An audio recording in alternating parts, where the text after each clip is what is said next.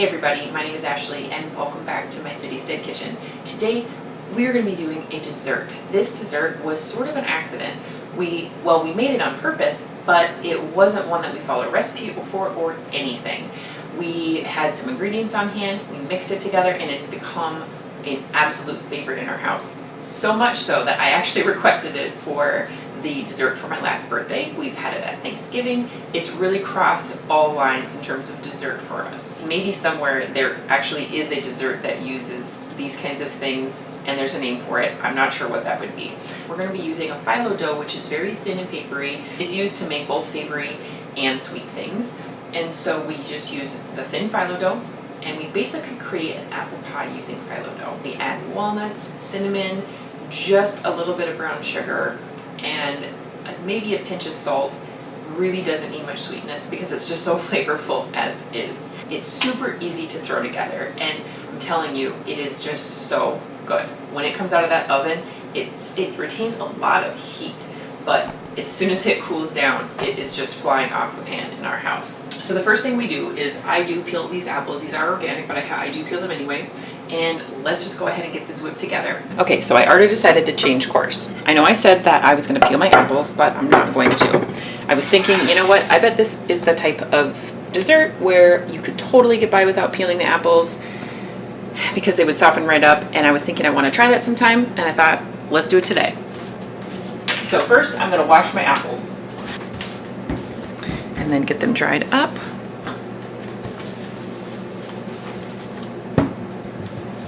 You can use any kind of apple. These I just happened to grab. This is actually something we do with this dessert, which is actually such a great way to kind of utilize some less than perfect fruit, is we go for the stuff that's got big bumps on it. In fact, I have one right now.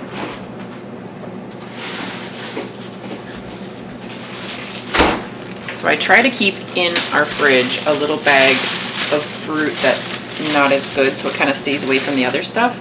So look at that. That's one that I actually had intended to put in here. These look a little bit better, so I'm gonna put those back.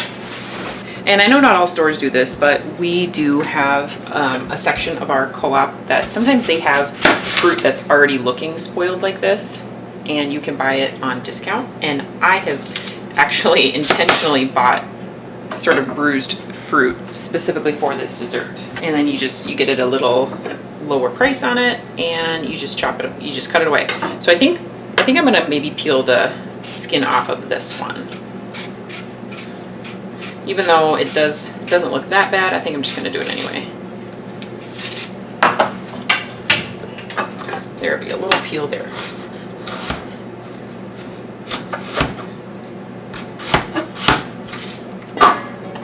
And I might not actually need all 5 of these apples. I think when I make a pie, I usually end up using somewhere around 7 apples, give or take, depending on the size, but it's usually about 7. And this takes less than a pie. And speaking of pies, this is a great alternative to making a pie that you don't have to worry about doing the dough.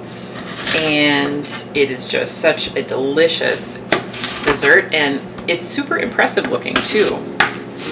It's not the kind of dessert I think people expect.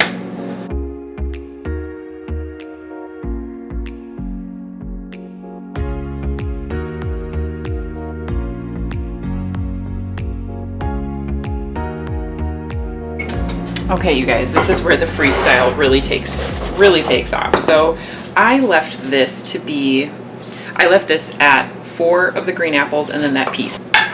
We like to add walnuts, totally optional, totally substitutable, a little bit of brown sugar, like I said, and of course any sweetener. In fact, you know what? I'm gonna add a little maple syrup too. I think we usually do that. A little maple syrup. I like a lot of cinnamon. But yeah, those sweeter apples, you can, if you like a sweet dessert and you use those sweeter apples, you don't need to add as much sugar because they have a lot. And the cinnamon, I love cinnamon so much because it really boosts the sweetness of anything you put it in. So it just naturally makes it seem sweeter. A little bit of salt. And that just kind of helps to bring everything together. All right, you guys, that's it. This is so easy. If we can throw something like this together in a pinch, you can too. Okay.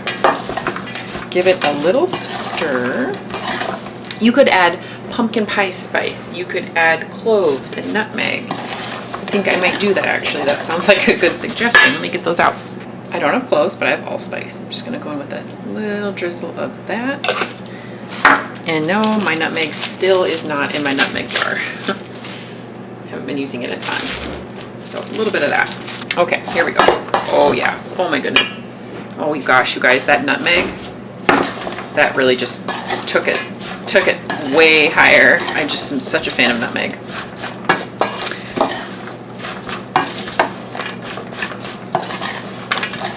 Now, while we assemble the dough, that can just sit.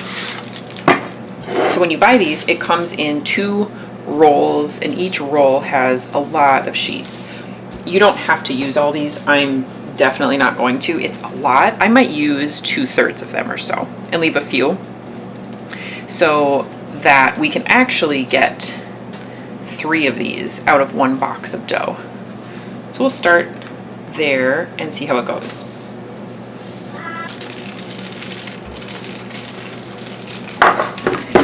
Now, when you start, you put a thin layer of an oil or a butter of your choice down, just to kind of coat the pan. And then between every single layer, you also put a little bit of butter. If we don't use all of this, that's okay. We'll just use it for other stuff.